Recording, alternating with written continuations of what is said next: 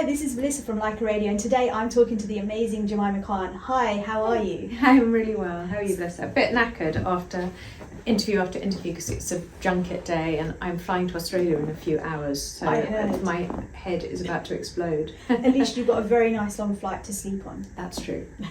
So we're here to talk about your brand new film, What's Love Got to Do With It? Now, congratulations on the film, it's absolutely amazing, and thank you for bringing such a great storyline to the forefront. Oh, thank you. Tell us a little bit about the film and where you came up with the concept from. Well, I can barely remember because it's so long ago when I started it. It was about 10 years ago when I had the first idea.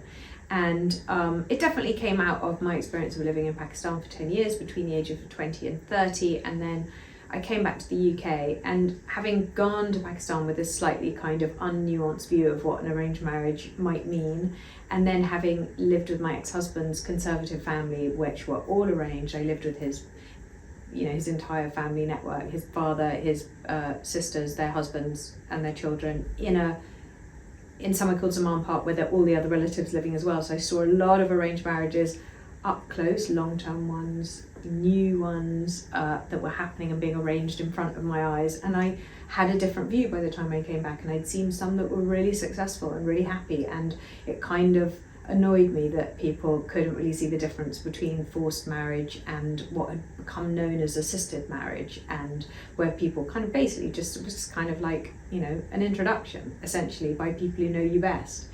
And so I came back and was pretty much extolling the virtues of arranged marriage to my girlfriends who were looking to settle down. And I was like, well, okay, let's just think, who would your parents choose for you, and what would they be like, and who would it be, and would it work? And so then I made a film out of that, because I kind of essentially thought, what if someone like me suddenly said, okay, all right, I've done really badly choosing for myself, you have a go. Mm-hmm. And that's where it came from. And did you vision Zoe and Kaz, and how did you choose Lily and Shahzad? Because obviously this has been 10 years in the making, so yeah. I'm sure Zoe and Kaz's characters have changed over time and evolved over time. It's very well pointed out. So I didn't write it particularly with an actor or an actress in mind, but the minute we started casting it, we were all totally sort of in sync and unanimous that Lily and Shahzad would be the perfect romantic pairing, not least because they're best friends in real life, mm-hmm. and they know each other. Have you interviewed them? Yes. That you can see, right, that there's a real ease between them, they've got amazing chemistry, and they've known each other for years. Mm-hmm. So it was kind of a no-brainer. And the family dynamic within this is quite interesting, because the younger brother got married first. Of course, the daughter's not around. We won't give too much away, but there is an arranged marriage. It's something that Kaz actually wanted rather than being told to have. And it all seems to work really well together. They've got these English neighbours that really get involved with them as well. And, the mum saying, it's Eid, I'm going over to the family's house.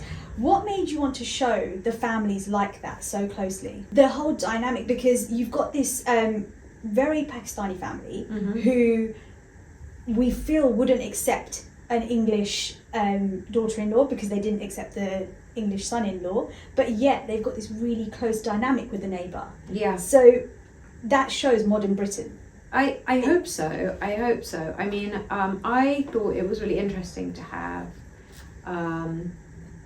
the Kath character for me is kind of an interesting one, because on the one hand, she really reveres and loves her friend Aisha, looks up to that family and kind of aspires to be like her.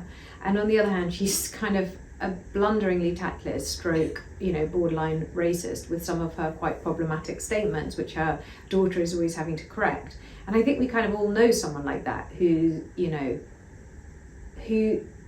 heart's in the right place, but who kind of gets it wrong the whole time. And I think, I like the idea that you have this kind of madly culturally appropriating neighbour who just wants to be Pakistani and wants to be like her incredibly sophisticated, beautiful neighbour, Shabana Azmi, who is, she's so sensational. Why wouldn't you want to be like her? And of course, again, without giving too much away, the girl that Kaz is going to marry in Pakistan, he goes to the wedding in Lahore, and the way you've portrayed her character and the stuff that happens within Pakistan. Again, I don't want to say what, but did you ever feel like you might get a bit of a backlash for showing that side of Pakistan? That is a good question. To be honest, I think, I think that Pakistanis on the whole are pretty frustrated about their country and culture being shown as really backwards. And I think there's a lot of Pakistanis that I know who feel really delighted that the film shows a brighter, more fun, more surprising, more colourful and exciting place to be than is often shown on our screens. So I'm hoping the reverse will be true, but yeah, there might be the odd mad mullah. You've actually been working on this storyline for a while, which we've talked about. Yeah. Do you feel that now was the right time to bring it out? Because obviously if you had brought it out, say 10 years ago in 2013, it would have been a very different cinema that it's coming out to, I want to say, because cinema's involved. People's attitudes towards certain issues and subjects have evolved. So do you think there's a big difference of if you had brought it out early and bringing it out in 2023? Yeah, I do. I mean, even things like, the script evolved massively over that period because dating apps didn't really exist when I started writing it.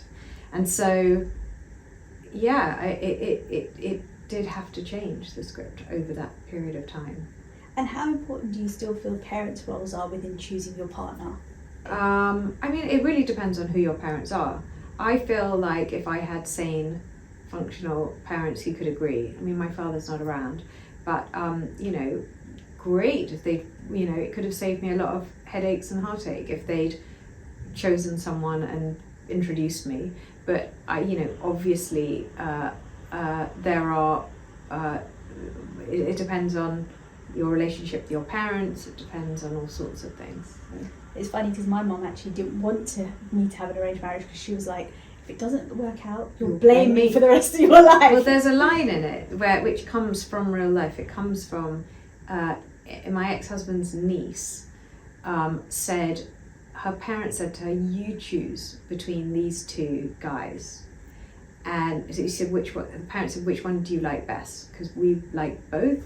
Who do you like? And she said, no, you choose so I can blame you. So it's really similar. And finally, if you could describe love in one word, what would that word be? Complicated.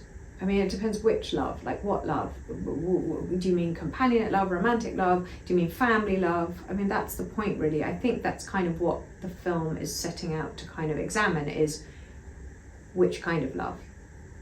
Amazing. Well, thank you so much for joining us on Lyca Radio today. Thank you.